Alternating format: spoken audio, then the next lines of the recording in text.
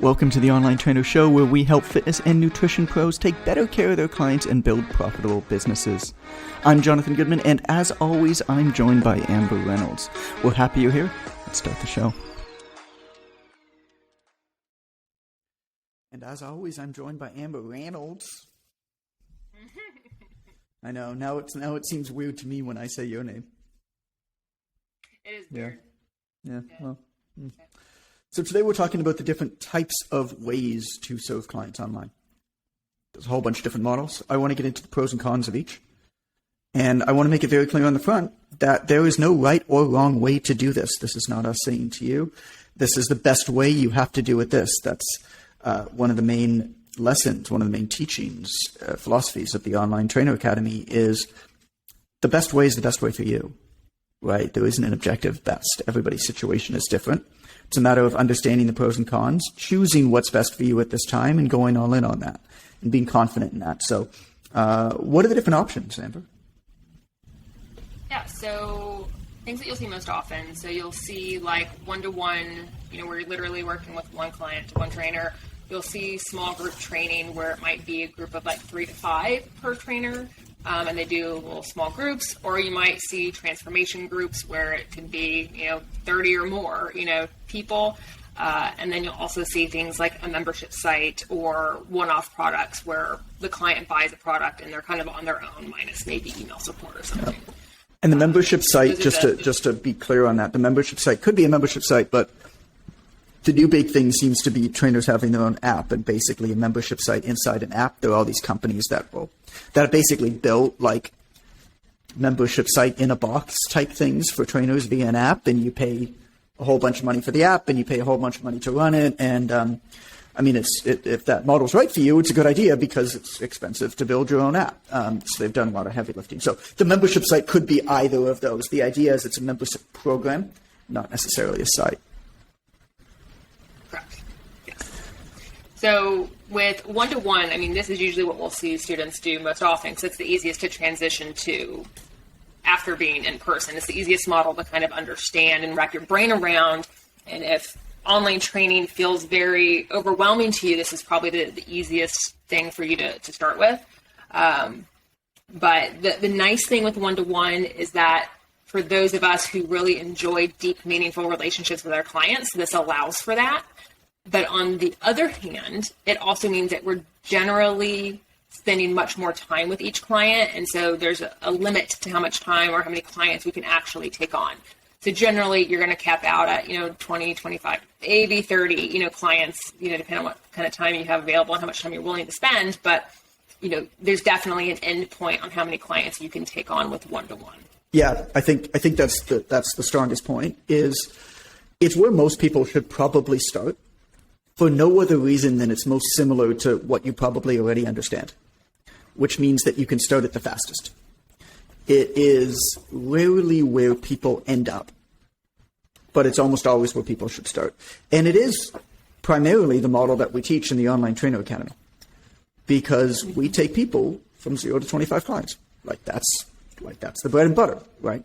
And so, usually 50 to 200, sometimes 300 a month is what you're going to charge for it. There are definitely things that you can do in terms of templating your programs. If you get people in with similar types of needs and stuff like that, you can build a template for that type of person and individualize the template from them.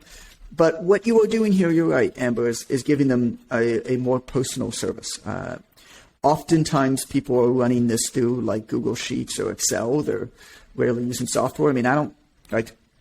Our software is going to come out, and our software is for trainers with 0 to 25 clients, because I think it is absolutely batshit crazy that people are spending money on expensive software suites that have less than 25 clients.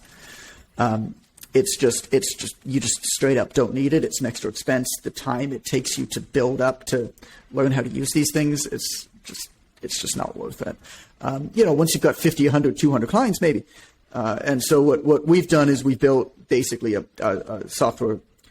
piece of software tool that allows you to do your workout building and programming and delivery in a really simple, eloquent, professional way that's uniquely you, that requires no extra time and effort. Like our litmus test, our guiding principle is you don't need a single tutorial video to learn how to use it, right? And so, most people start out with this one-to-one. It's not bad, right? There's nothing wrong with it. Some people stay with it their whole life. A lot of people who do this as a kind of a side gig, great. It's a fantastic thing to do. If you are looking at making a lot more money, you will find that it will not scale as much as you'd like it to. That having been said, if you've built up a great reputation, maybe you just hire more staff, right? There's nothing wrong with that. But you're not going to be able to scale it yourself, really.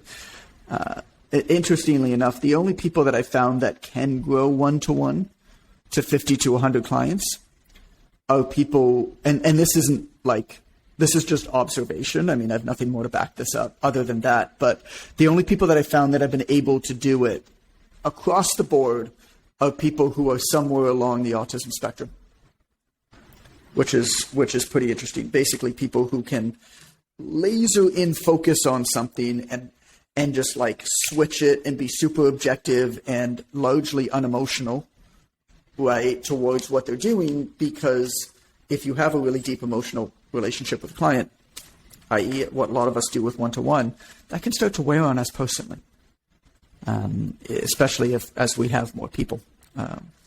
So talk to me about group training. Talk to me about online group training. What does that mean, Amber?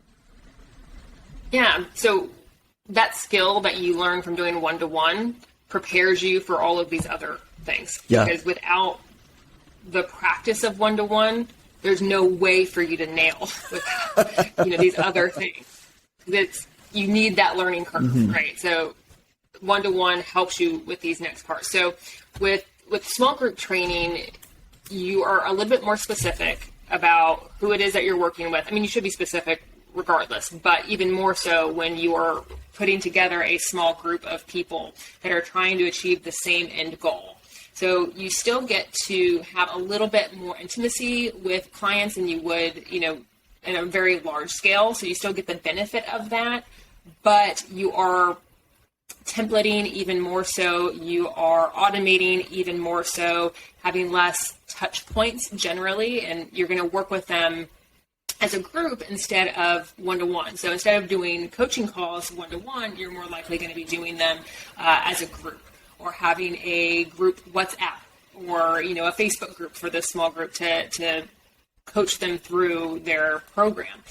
So those are going to be kind of those big differences in my mind. Yeah, for sure. It's a little bit more scalable, right? It's a little bit less personal, a little bit more scalable. If you do a really good job selling this as transformation, and you sell the end goal really well and what the client will become as part of doing this goal, and you hit in what we talked about a few episodes ago, this tip of the iceberg, you really make sure that they know it's for them with that one thing where they're like, oh my God, this is for me. And now nothing else is, because this program does this one thing, right, that I know is for me, and as a result, I can't even look at anything else because I'm just comparing them to this. Then you can start charging more as well. What's interesting is that you might think if you go from one-to-one to like group training, you have to charge less. What we found and what we actually teach and what our level 2 online trainer academy graduates do is they actually charge more. Oftentimes they will go from running like a $90 a month type program to like $1,500 for 3 months. $2,000 for 3 months. This is something that's happened over and over and over again, which is cool. So a really nice way to scale, you have to make sure that your systems are pretty dialed in. You have to make sure that your market's really dialed in order to do it, which is why, to Amber's point, which I think is a great point, I mean, she nailed it, I'm just repeating her, is, you kind of cut your chops, I guess, one-on-one before you go to the small group training transformation. Some people call it high ticket type model. Membership site. This one's fun. I speak about this one a bunch. Oh man.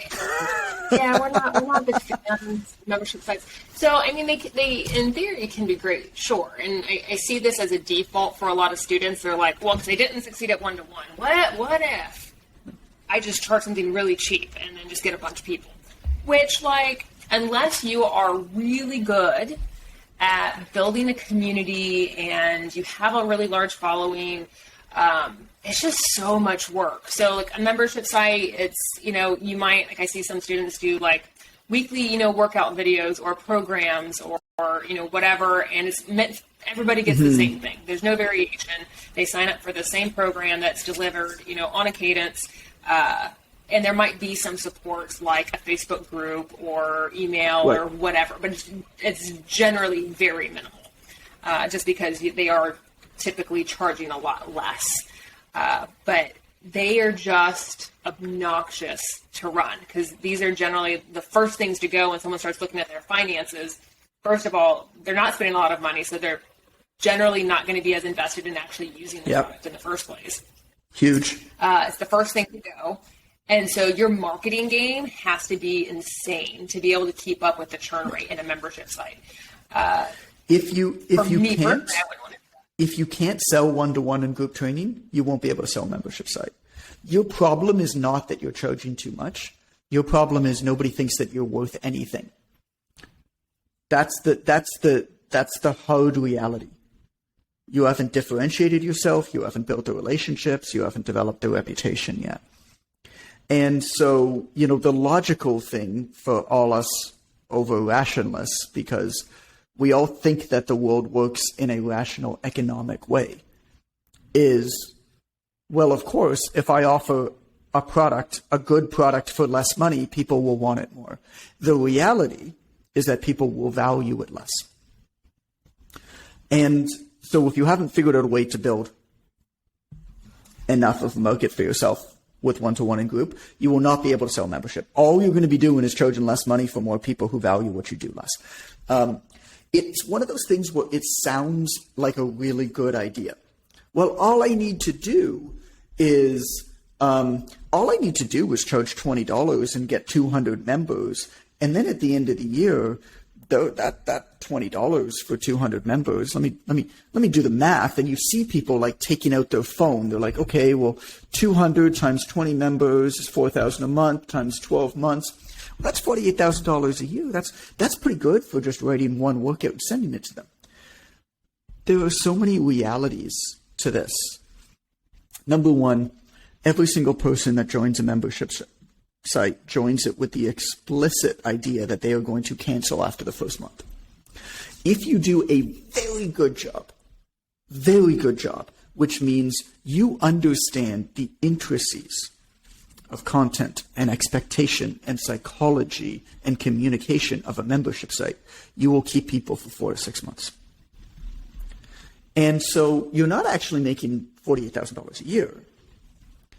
Even if you can get 200 customers, right, you're actually making $24,000 before you have to completely replace everybody on average. And what you also don't realize is that you've worked your entire life up until that point to market something to get those initial 200 customers. Now you got to start from scratch again, which means replacing any of those initial customers that leave is going to be exponentially more difficult and expensive than it was to get those initial ones, because of all of the work that you've done without even knowing it going up to it. And so now you start to work in your cost of acquisition for customers into this. And so considering that a customer is going to stay with you for, let's say, 4 months, it's probably going to be less, but let's say 4 months, you're going to make $80 a customer, okay, judging by that.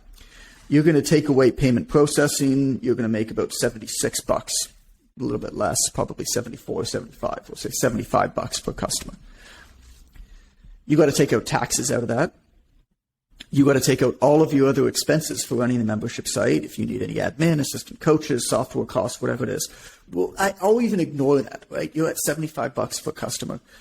Your acquisition cost is going to easily be $50 to $60 a customer.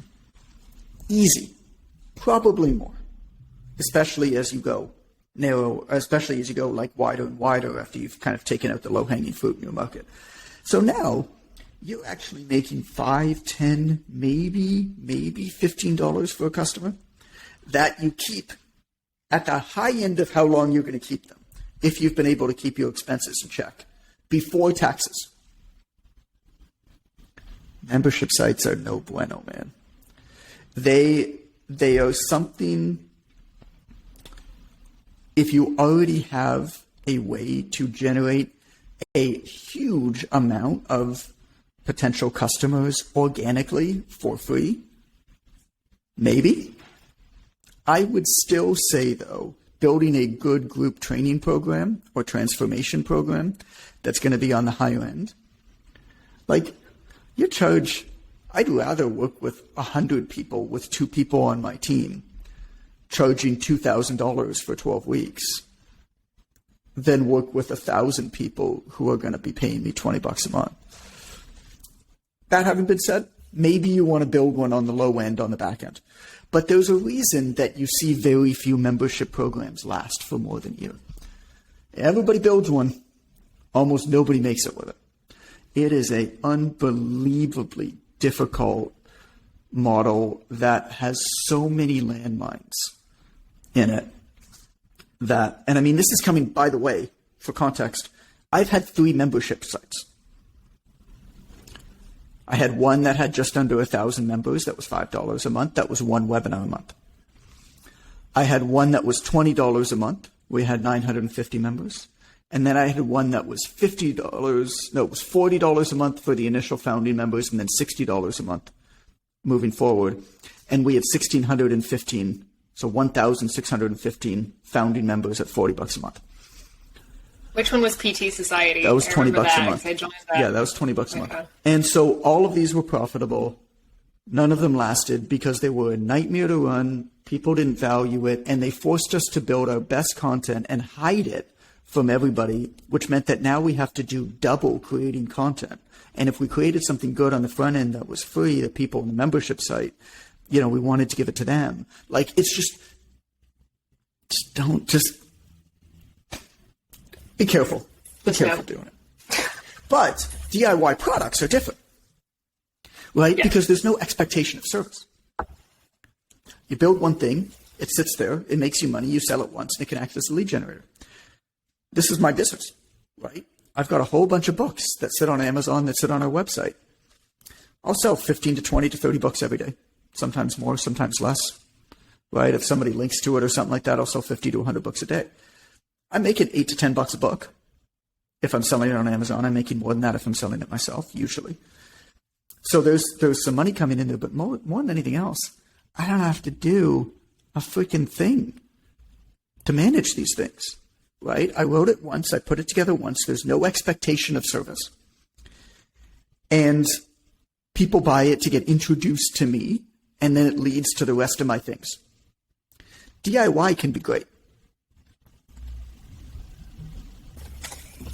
Just don't start there.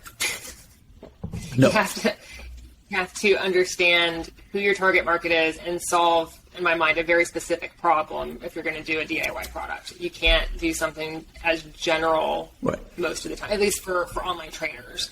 I would think, like, if you're going to do, how to set up your kitchen for fat loss success for working moms, like that as a DIY product versus fat loss for working moms as a whole would be more difficult to sell. Right. Like, having a very specific problem that you're trying to solve is generally going to do better, but the only way for you to figure out what to sell is by working with clients.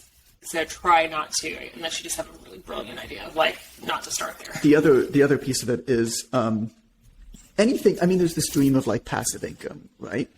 Passive income is very easy, right? Anything that you do that is going to be passive, i.e. writing a book, an ebook, a DIY product, anything like that, is going to take a tremendous amount of upfront effort and usually quite a bit of money to be able to get this thing going before you see a cent of it. And so, yeah, you're right. It's not something you start with, but it could be something you add in. Yeah, absolutely. Yep. So that's the different models. You've got one-to-one, you've got group training transformation programs. You've got a membership site, you've got DIY products. They all have their pros and cons. They all come in different times. And so, I hope that this helped you figure out kind of where you're at in your journey and what's right for you to tackle now. And more than anything else, perhaps help you put aside this nagging feeling like you should be doing something that's not the right thing for you to be doing now, so that you can focus more in on what you're doing now. Yep. Perfect. Thanks for listening in with us, guys. It was a joy as always. Such a joy. It is a joy. I love talking with everybody. But you're not talking make with sure anybody. That you We're just talking to each other. I know, but but they talk to me later. Oh, That's they what don't talk to me later. They send you messages about me. Can we talk about that? Yes. Why? Why do people feel like I'm not approachable? Is it because I say straight up that I'm not approachable? No, why is it? Well, it's because you're the authority figure. It's scary. You know how long it took me to stop panicking every time you shot me a message? It was just this year. So, love you. It's scary. Okay.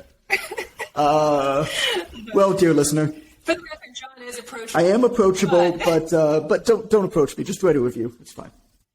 Yeah, or send it to me and I'll filter. And Yeah, that's fine. That works too. Okay. Yeah, leave us a review and we'll share it and we might talk about it on the podcast. Ooh, which is that'd be always fun. too. Yeah, review the reviewers. We should definitely do more of that. Absolutely. All right, leave a review. We'll review the reviewers and we will talk at you Bye-bye. later.